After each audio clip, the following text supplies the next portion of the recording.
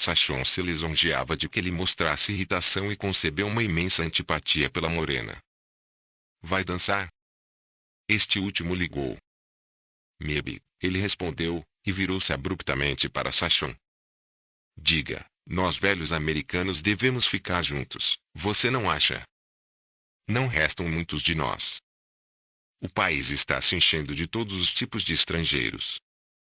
Ele falava com firmeza, em voz baixa e confidencial, com a cabeça perto da dela, como um aviso a outra garota de que estava ocupado.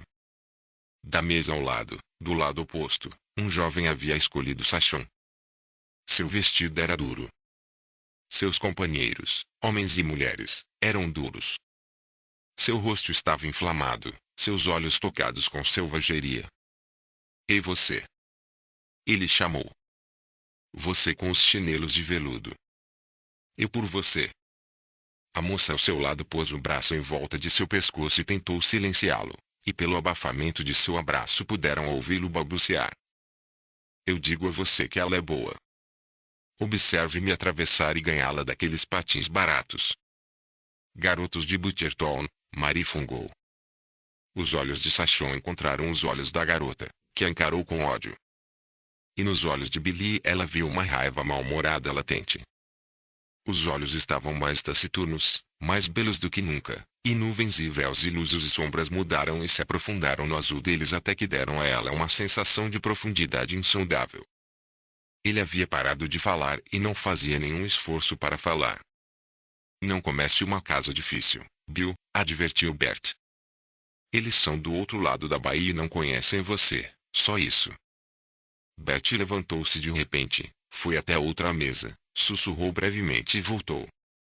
Todos os rostos na mesa estavam voltados para Billy.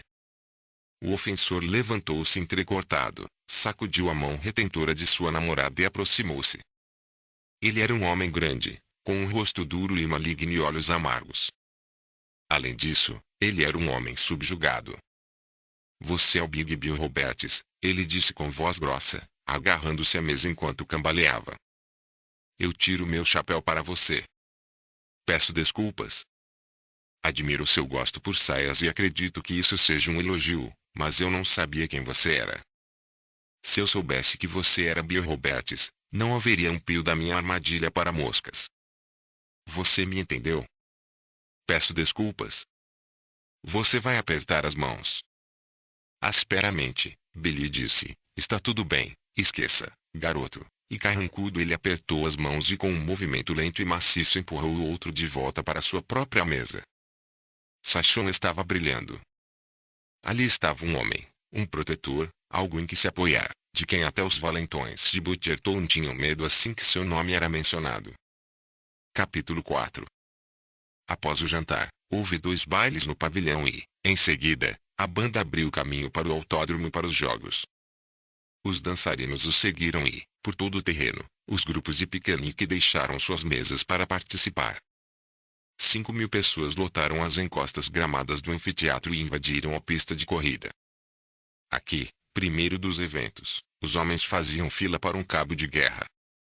A disputa era entre os Oakland Bricklayers e os São Francisco Bricklayers, e os bravos escolhidos, enormes e pesados, tomavam suas posições ao longo da corda. Eles chutavam os calcanhares na terra macia, esfregavam as mãos com o solo sob os pés e riam e brincavam com a multidão que os rodeava. Os juízes e vigilantes lutaram em vão para conter essa multidão de parentes e amigos. O sangue celta estava em alta, e o espírito da facção celta estava alto.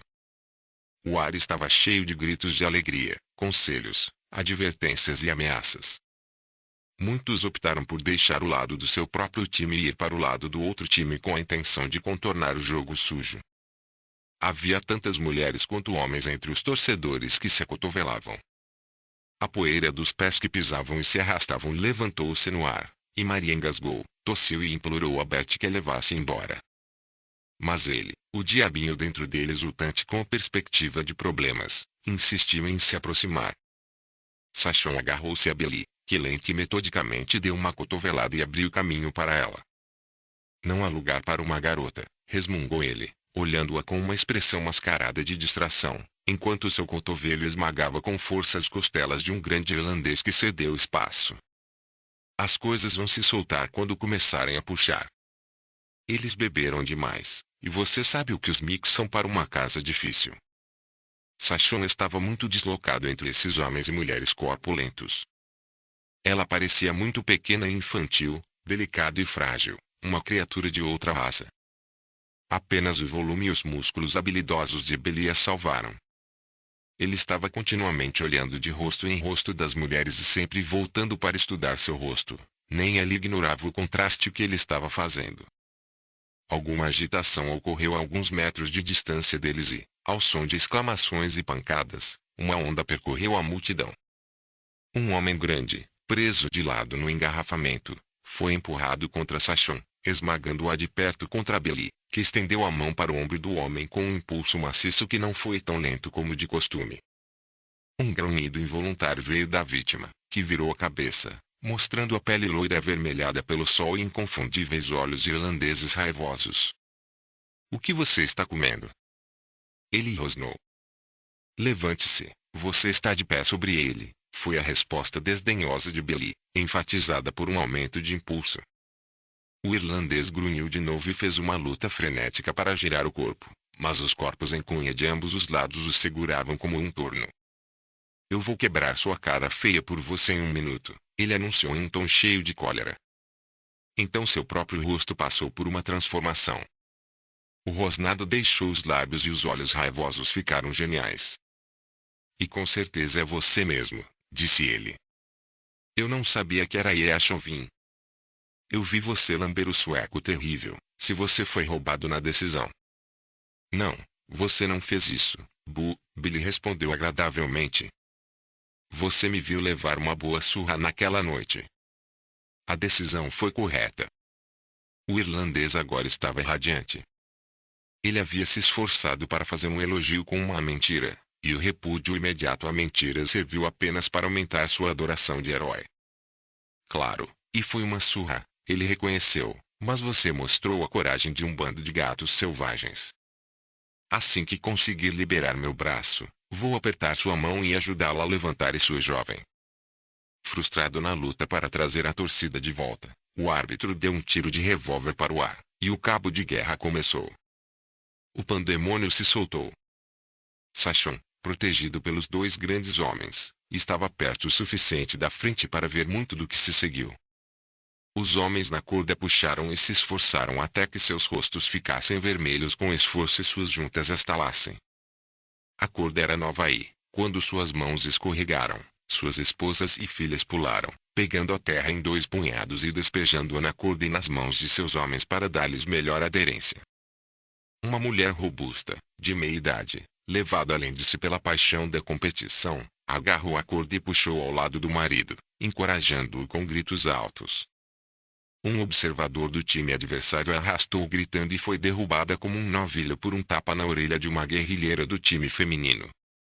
Ele, por sua vez, caiu e mulheres musculosas se juntaram a seus homens na batalha. Em vão os juízes e observadores imploraram, gritaram e bateram com os punhos. Homens, assim como mulheres, pulavam na corda e puxavam. Não era mais time contra time, mas todos os Oakland contra todos os São Francisco, enfeitados com uma luta livre para todos. Mãos sobrepostas, mãos 2 e 3 profundamente na luta para agarrar a corda. E mãos que não encontravam apoios dobravam-se em cachos de nós dos dedos que impactavam as mandíbulas dos observadores que se esforçavam para arrancar os apoios da corda. Betty gritou de alegria, enquanto Marie se agarrou a ele, louca de medo.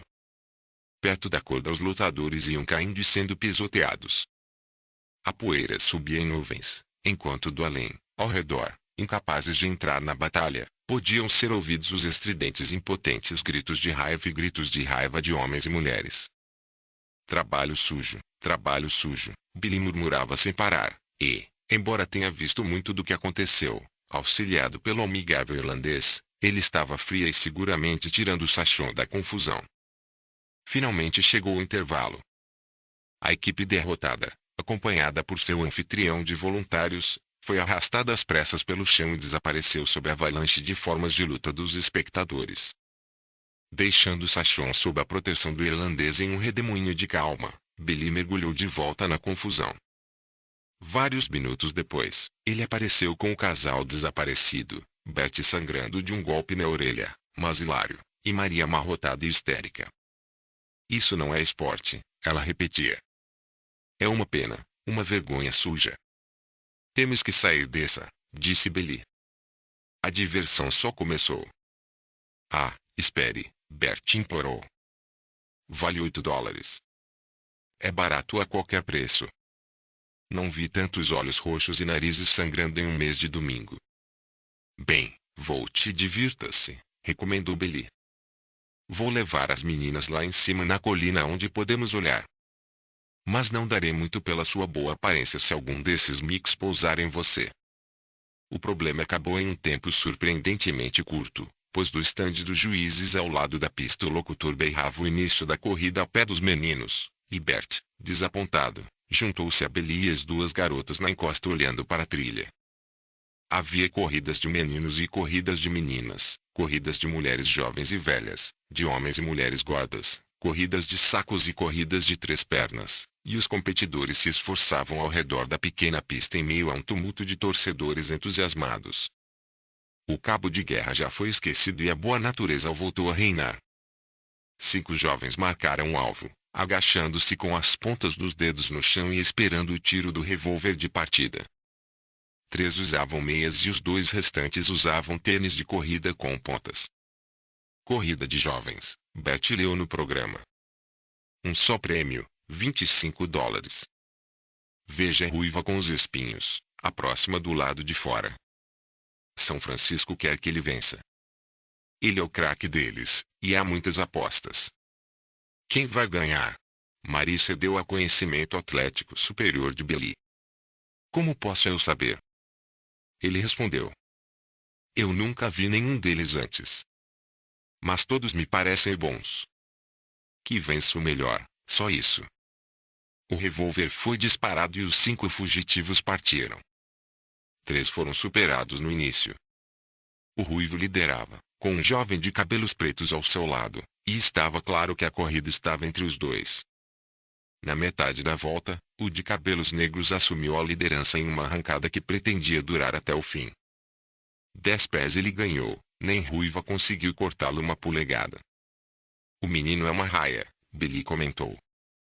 Ele não está se esforçando ao máximo, e o ruivo está apenas se ferrando. Ainda há 3 metros de vantagem, o de cabelo preto cortou a fita em um burburinho de aplausos. No entanto, gritos de desaprovação podiam ser distinguidos. Bert abraçou-se de alegria. milímetros, ele se regozijou. Frisco não está dolorido. Cuidado com os fogos de artifício agora. Ver. Ele está sendo desafiado. Os juízes não estão pagando dinheiro a ele. E ele tem uma gangue atrás dele.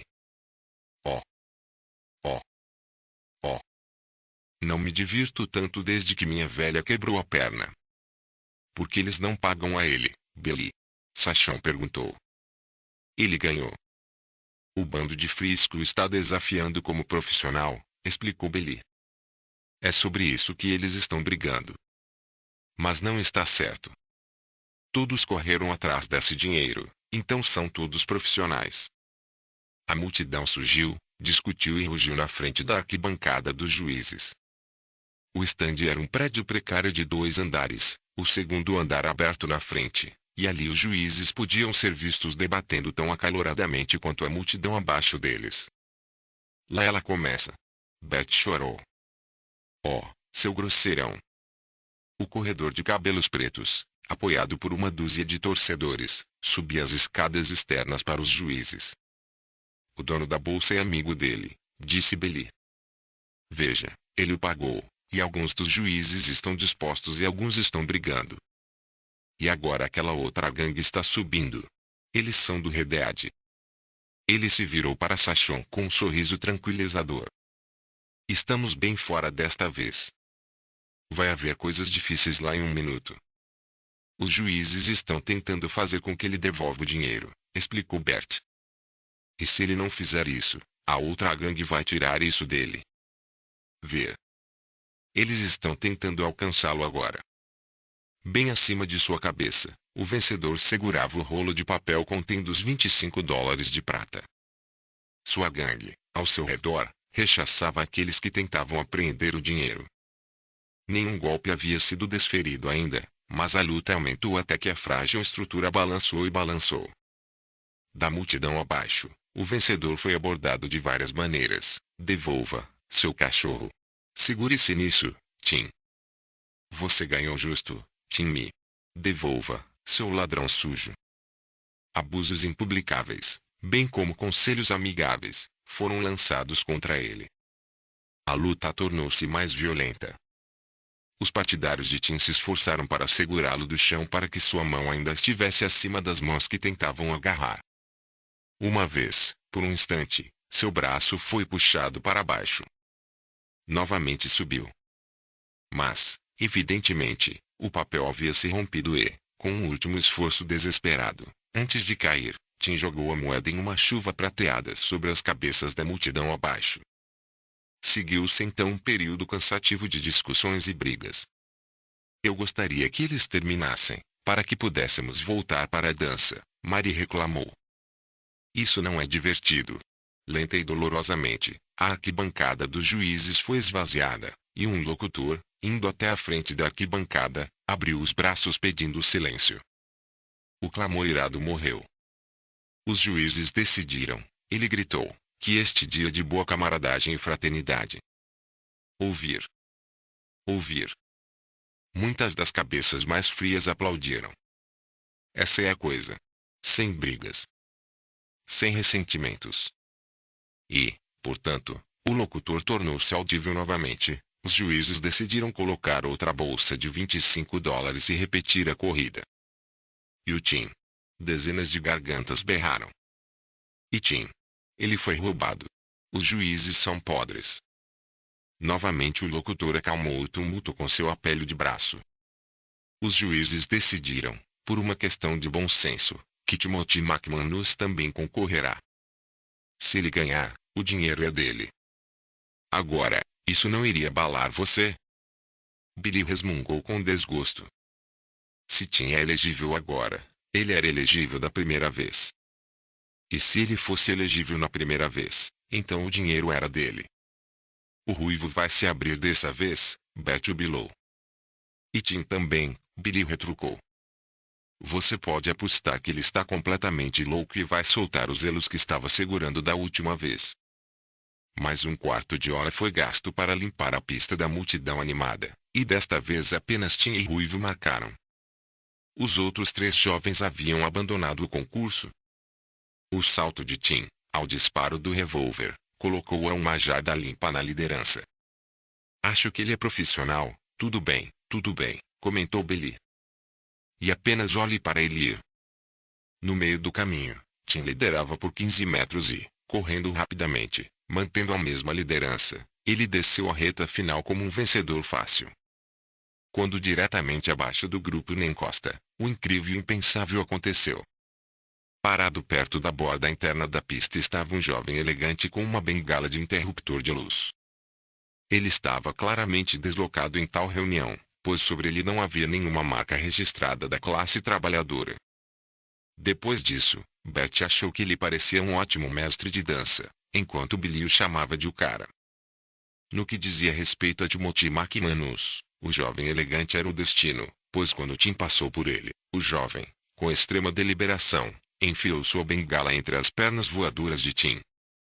Tim navegou pelo ar em um arremesso impetuoso, atingiu o rosto de braços abertos e avançou em uma nuvem de poeira. Houve um instante de silêncio vasto e ofegante. O jovem também parecia petrificado pelo medonho de seu ato. Levou um intervalo de tempo considerável para ele, assim como para os espectadores, perceberem o que ele havia feito. Eles se recuperaram primeiro, e de 1000 gargantas o selvagem grito irlandês subiu. O ruivo venceu a corrida sem aplausos. O centro da tempestade mudou para o jovem com a bengala. Após o grito, ele teve um momento de indecisão, então ele se virou e disparou pela pista. Vá em frente, garoto. Bert aplaudiu, acenando com o chapéu no ar. Você é a mercadoria para mim. Quem teria pensado nisso? Quem teria pensado nisso? Diga, não seria, agora. Não é? Ufa! Ele mesmo é uma raia, Billy admirou. Mas para que ele fez isso? Ele não é pedreiro. Como um coelho assustado, com o rugido enlouquecido em seus calcanhares, o jovem disparou pela trilha até um espaço aberto na encosta, onde ele subiu e desapareceu entre as árvores. Atrás dele trabalhavam 100 corredores vingativos. É uma pena que ele esteja perdendo o resto, disse Billy. Olhe para eles indo para lá. Bert estava fora de si. Ele pulou para cima e para baixo e chorou continuamente. Olhe para eles. Olhe para eles. Olhe para eles. A facção de Oakland ficou indignada. 2 vezes seu corredor favorito foi eliminado da corrida. Este último foi apenas mais um truque vil da facção de Frisco. Então Oakland dobrou seus punhos fortes e entrou em São Francisco em busca de sangue. E São Francisco, conscientemente inocente, não estava menos disposto a juntar-se às questões. Ser acusado de tal crime não era menos monstruoso do que o próprio crime. Além disso, por muitas horas tediosas os irlandeses se reprimiram heroicamente. 5.000 deles explodiram em alegre batalha. As mulheres juntaram-se a eles. Todo o anfiteatro estava cheio de conflito. Houve comícios, retiradas, ataques e contra-ataques. Grupos mais fracos foram forçados a lutar nas encostas. Outros grupos, superados, fugiram entre as árvores para realizar a guerra de guerrilha, emergindo em investidas repentinas para subjugar inimigos isolados. Meia dúzia de policiais especiais, contratados pela administração do Yazell Park, receberam uma surra imparcial de ambos os lados. Ninguém é amigo de policial, Bert gargalhou, passando lenço na orelha machucada, que ainda sangrava. Os arbustos estalaram atrás dele, e ele saltou para o lado para deixar as formas fechadas de 2 homens passarem, rolando colina abaixo, cada um atacando quando estava por cima, e seguido por uma mulher gritando que chovia golpes naquele que claramente não estava. Do clã dela. Os juízes, no segundo andar do estande, resistiram bravamente a um ataque violento até que a frágil estrutura caiu no chão em estilhaços.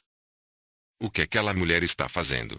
Sachon perguntou, chamando a atenção para uma senhora abaixo deles na pista, que havia se sentado e tirava do pé um sapato com laterais elásticas de dimensões generosas. Vou nadar, Bert riu, enquanto a meio seguia. Eles observaram, fascinados. O sapato foi calçado novamente sobre o pé descalço. Então a mulher enfiou uma pedra do tamanho de seu punho na meia e, brandindo esta arma antiga e horrível, avançou pesadamente para a briga mais próxima. Oh oh oh! Bert gritava a cada golpe que desferia. Ei, velho boca de flanela! Atenção! Você receberá o seu em 1 segundo.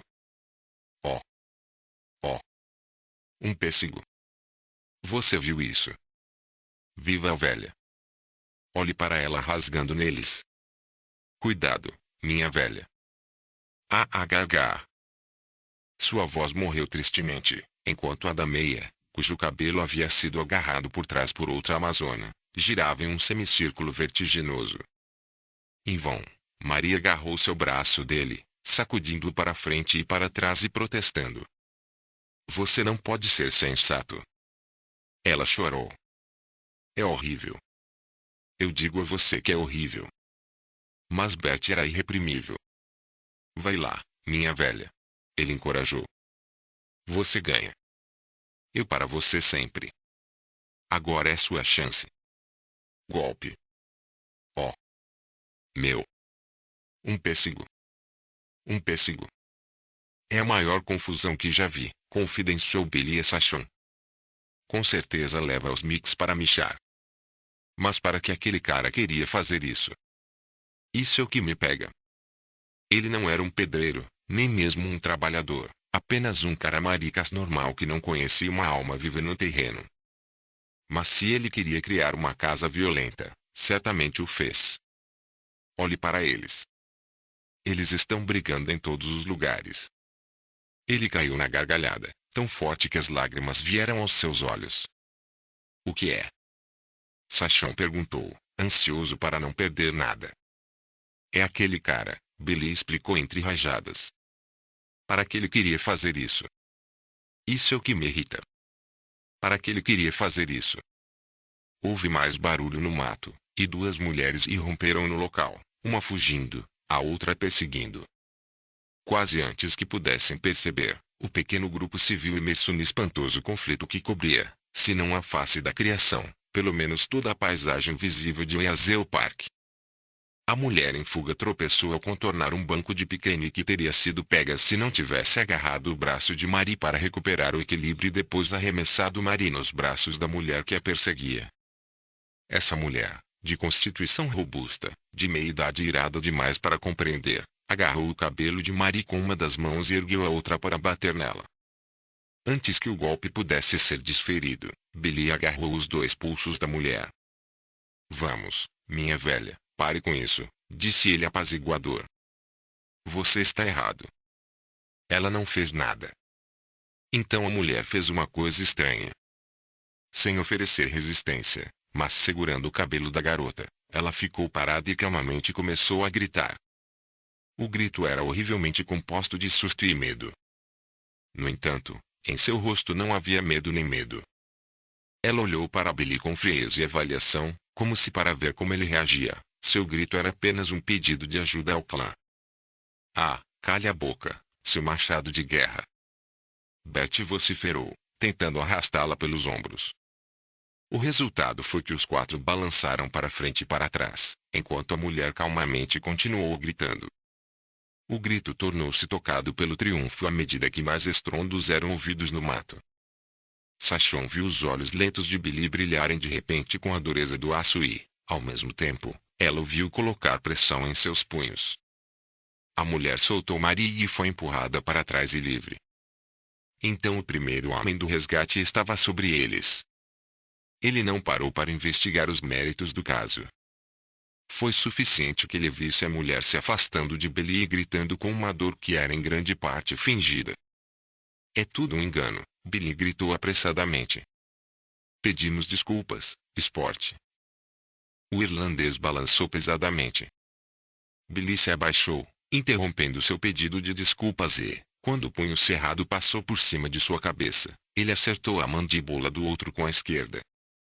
O grande irlandês caiu de lado e se esparramou na beira da encosta. Meio cambaleante e sem equilíbrio, foi pego pelo punho de Bert, e desta vez desceu a encosta escorregadia com grama seca e curta. Bert era formidável. Isto para você, minha velha, meus cumprimentos, foi seu grito, enquanto empurrava a mulher pela beirada da encosta traiçoeira. Mais 3 homens emergiam do mato. Nesse ínterim, Billy colocou Sachon atrás da proteção da mesa de piquenique. Marie, que estava histérica, demonstrou o desejo de se agarrar a ele, e ele a fez deslizar por cima da mesa para Sachon. Vamos, seus bocas de flanela! Bert gritou para os recém-chegados, ele próprio arrebatado pela paixão, seus olhos negros brilhando loucamente, seu rosto moreno inflamado pelo sangue pronto demais. Vamos, seus patins baratos! Fale sobre Gettysburg. Mostraremos a você que todos os americanos ainda não morreram. Calhe a boca, não queremos uma briga com as garotas aqui, Billy rosnou asperamente, mantendo sua posição na frente da mesa. Ele se virou para os 3 socorristas, que estavam perplexos com a falta de algo visível para resgatar. Continue, Sports. Não queremos briga. Você está errado.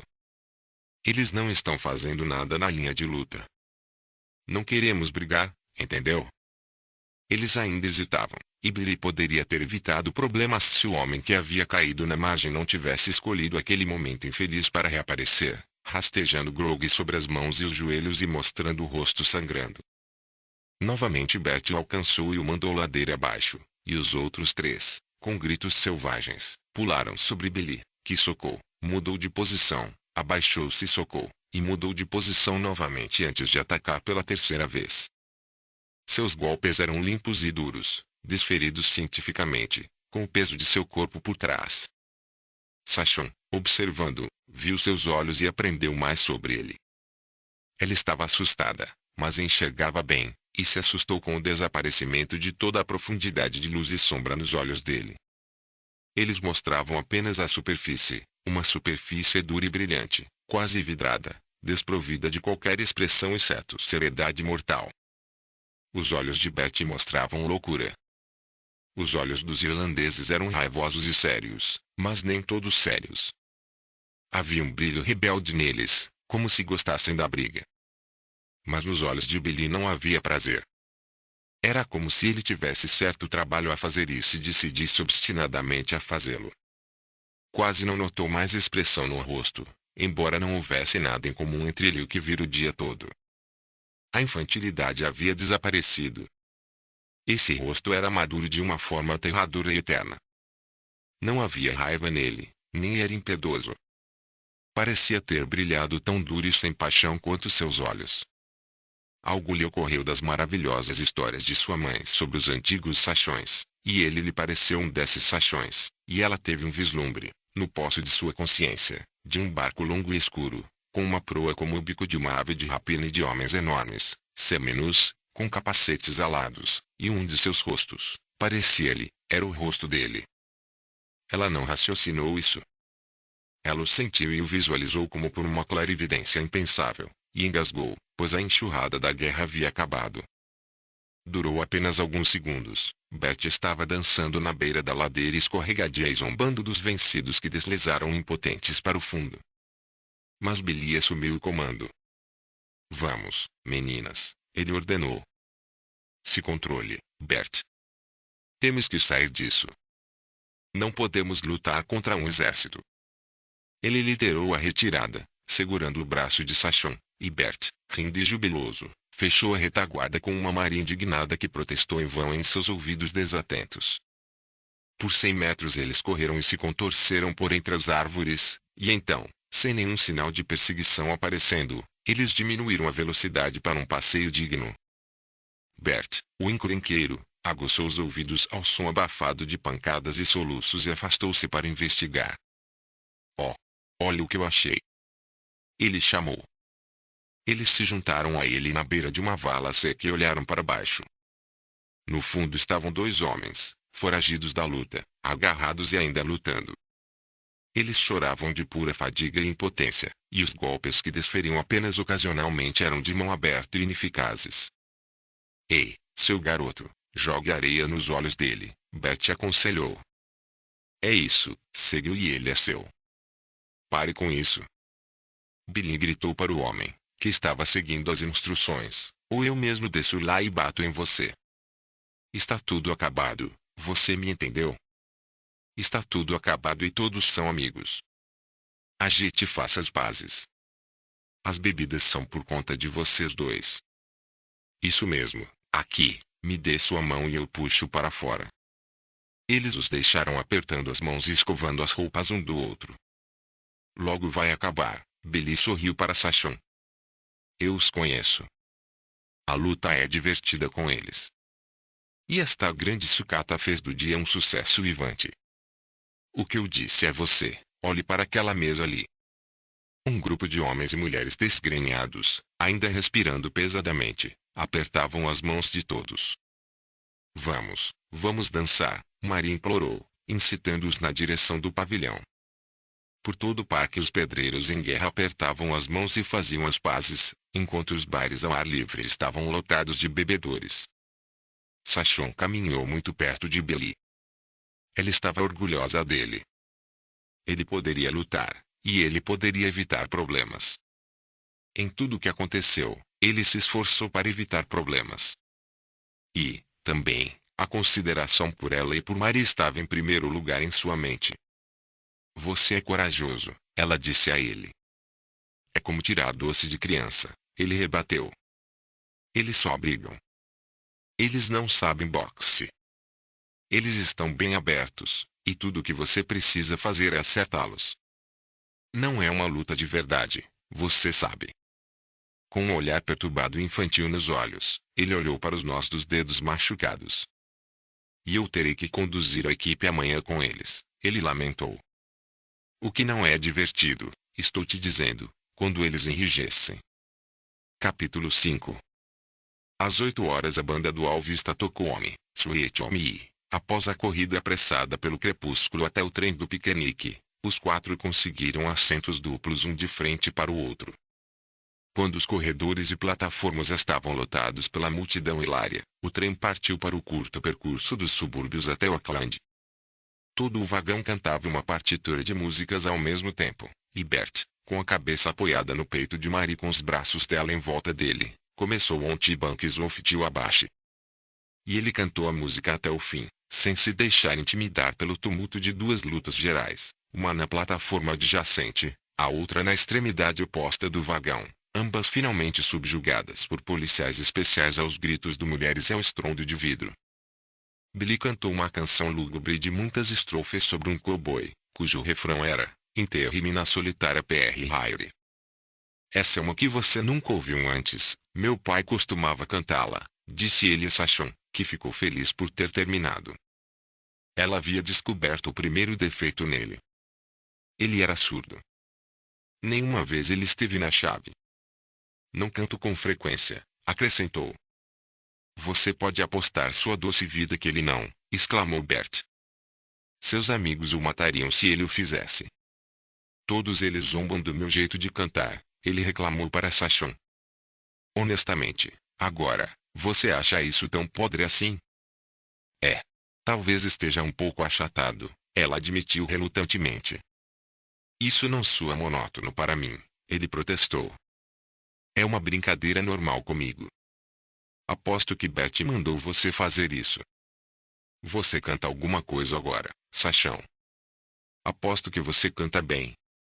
Eu posso dizer olhando para você. Ela começou quando os dias da colheita terminarem.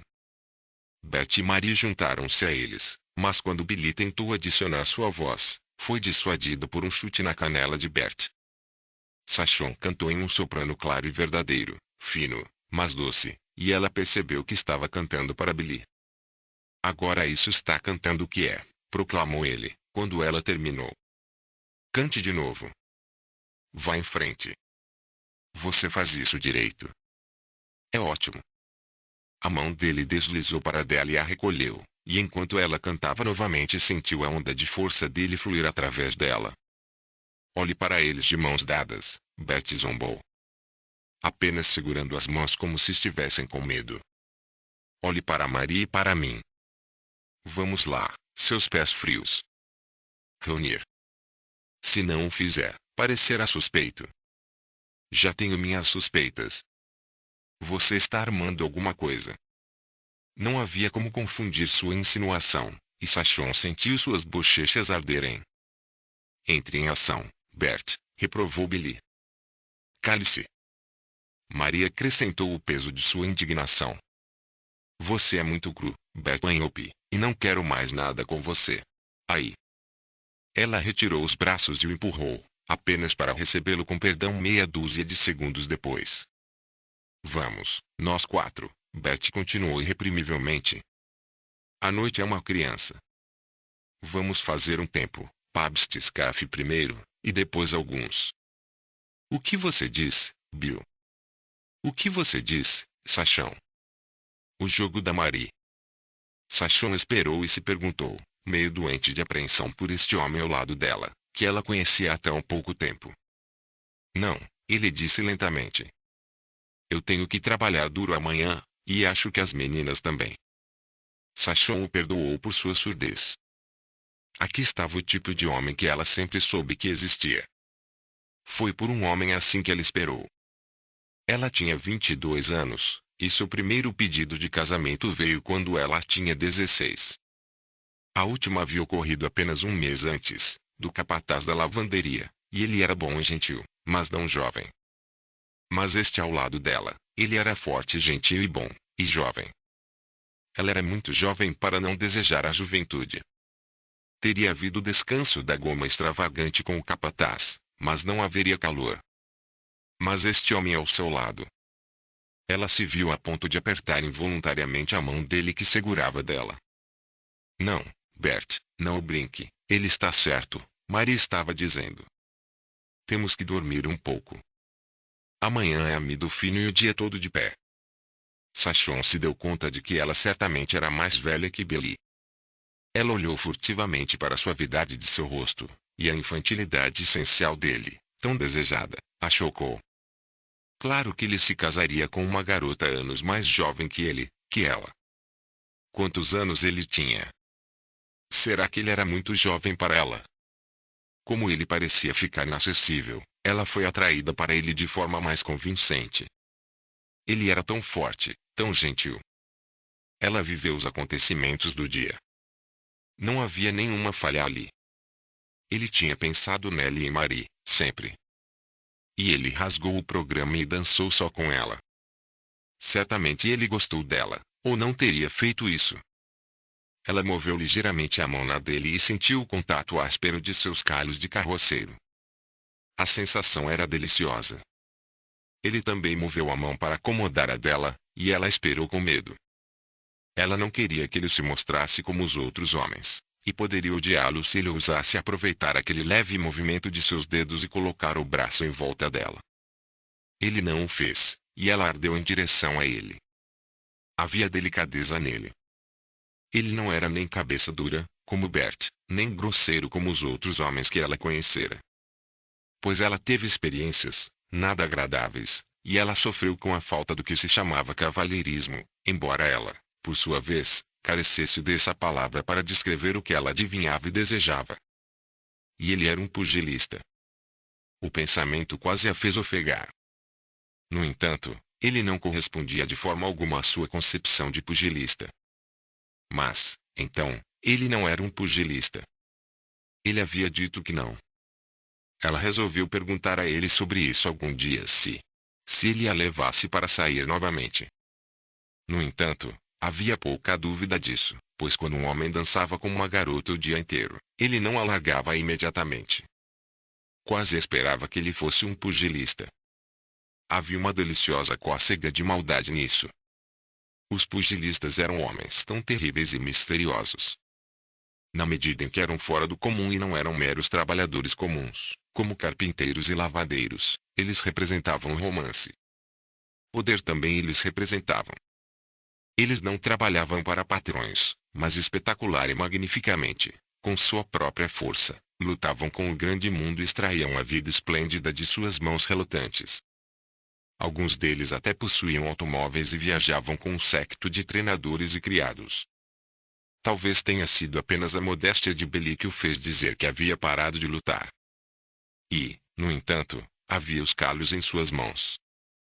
Isso mostrava que ele havia desistido. Capítulo 6. Eles se despediram no portão. Billy traiu a estranheza que era doce para Sachon. Ele não era um dos jovens que não dão valor.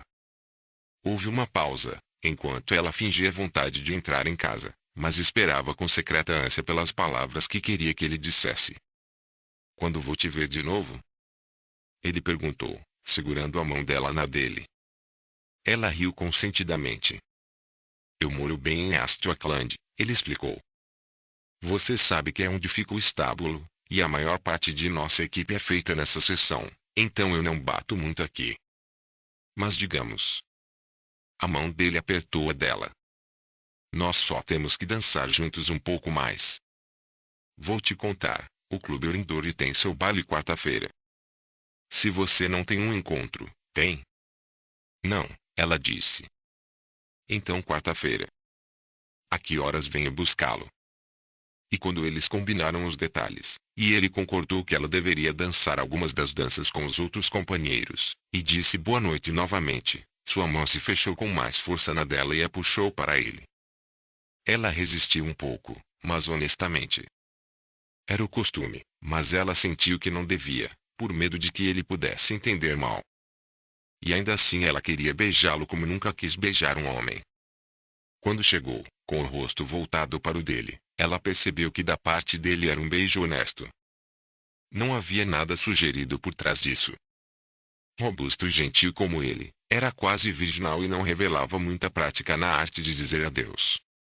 Afinal, nem todos os homens eram brutos, pensou ela.